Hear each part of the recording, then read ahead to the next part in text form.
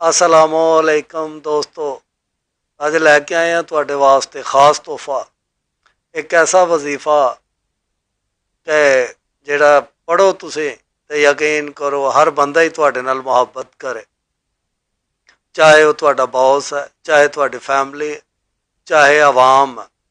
एक ऐसी इज्जत अताब हो जाए कि बंदा परेशान, हर बंदे के दिल च तुहाडी इज्जत पैदा हो जाएगी।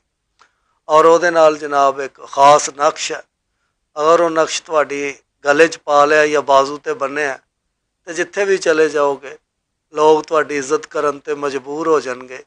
ये वजीफा लिया जनाब अमलियात दी कदीम रूहानी किताब शमसुल मुआरफ अल कुबरा तो, और ये वजीफा भी इसे किताब तो है।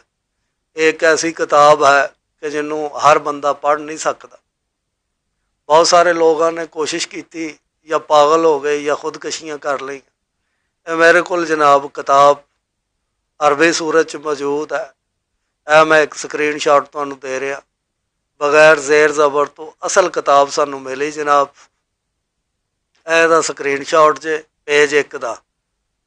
बाकी अलहमदुलिल्ला किसी भी दोस्त नूं अगर इहदा नक्श चाहिए तो यह वीडियो के थले व्हाट्सएप ते राबता करो, तुहानूं नक्श जरा हदीयतन मिलेगा।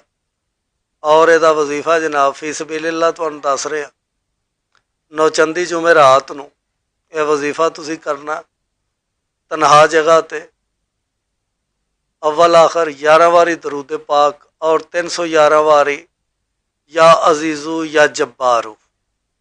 अव्वल आखिर 11 वारी दरूद पाक या अजीज़ू या जब्बारू 40 दिन ये मुकम्मल करने ने, 311 वारी रोज़ाना।